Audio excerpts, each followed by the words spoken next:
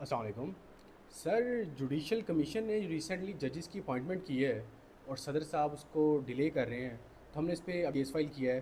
तो उस पर हमारा क्या स्टांस है और हमारे क्या आर्गूमेंट्स हैं? अच्छा, हमारी तैयारी के बीच में आपने थोड़ा सा खलल डाल दिया है।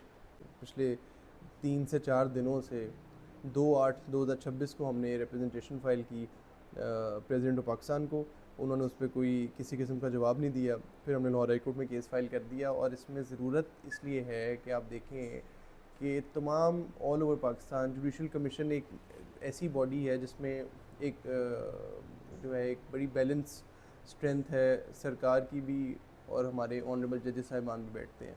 उनकी मुशावरत से जजेस की नॉमिनेशंस हुई। ये टोटल 25 अपॉइंटमेंट्स हुई थी, इंक्लूडिंग जो कंफर्मेशन ऑफ एडिशनल जजेस एक लाहौर हाई कोर्ट के भी हैं, और पेशावर हाई कोर्ट के भी कुछ जजेस हैं जिनका टेन्योर रीच हो रहा है। ये वाली बात भी हमने अदालत के सामने रखी, और वो तमाम जो है इसकी वजह से जो है वो बैकलॉग इकट्ठा हो रहा है। और ये जो हमारी पटिशन है ये ऑल कंप्राइजिंग है, ये सिर्फ लाहौर हाई कोर्ट की जजेस की अपॉइंटमेंट के लिए नहीं है, बल्कि ऑल ओवर पाकिस्तान जो Peshawar high court, Balochistan high court, Islamabad high court, Karachi high court, और वो nominations through proper channel prime minister office से होते हुए ईवान सदर में सदर साहब के पास चली गई। लेकिन उन्होंने उनको 20 और 21 जुलाई को इजलास हुआ था, और उस वक्त से होल्ड किया हुआ है, और आज हम आपके सामने बैठे हैं।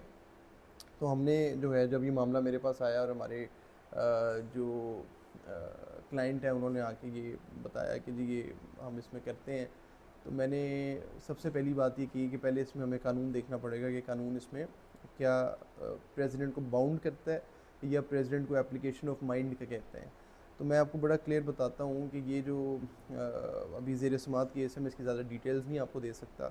इसमें जो हमारे मेन आर्गूमेंट्स कोर्ट के सामने हैं वो यही हैं कि जी हमारा आर्टिकल 175 इसमें बड़ा कैटेगोरिकल है, जो एक पूरा प्रोसीजर ले डाउन करता है कि किस तरीके से एडवाइस आएगी और किस तरीके से उस पर जो है वो अमल दरामद होगा। आर्टिकल 48 भी इस पर जो है वो एक टाइम बाउंड इसको कर देता है कि ये टाइम बाउंड एक्सरसाइज है। और उसके बाद PLD 279 2013 इस बात को जो है वो इस्टेब्लिश करता है कि जब भी जो है वो किसी भी सरकारी अहदेदार जो है उनको कोई कंपेल कॉन्स्टिट्यूशन किसी काम के लिए करेगा, और वो मिनिस्टीरियल टास्क उन्होंने करना होगा, तो मिनिस्टीरियल और एप्लीकेशन ऑफ माइंड के बीच में वो डिसाइड करना है कि क्या ये मिनिस्टीरियल टास्क है। इसमें हमारा मौक़िफ़ ये है जो मैंने अदालत के सामने रखा, कि मिनिस्टीरियल टास्क है ये प्रेसिडेंट ऑफ पाकिस्तान के डॉकेट में। उनके पास जब रिकमेंडेशन जाती है, या तो उन्होंने उस पर रिस्पॉन्ड करना है या उसको असेंड करना है।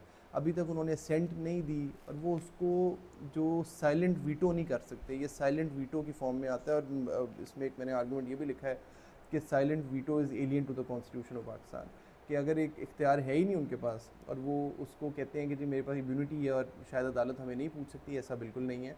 तो अदालत बिल्कुल पूछ सकती है। अगर एक कानूनी तौर पे आप एक चीज़ के लिए ऑब्लिगेटेड हैं और आप वो कानूनी काम नहीं कर रहे, तो फिर आपको अदालत कंपेल कर सकती है वो काम करने के लिए। वो अलग बात है कि आप जब काम वो करेंगे उसके बाद उसके कॉन्सिक्वेंसेस क्या होते हैं, क्या उनको अदालत रेक्टिफाई कर सकती है कि नहीं कर सकती। तो ये हमारी कॉन्स्टिट्यूशनल पटिशन है, और इसी की अभी तैयारी हो रही है।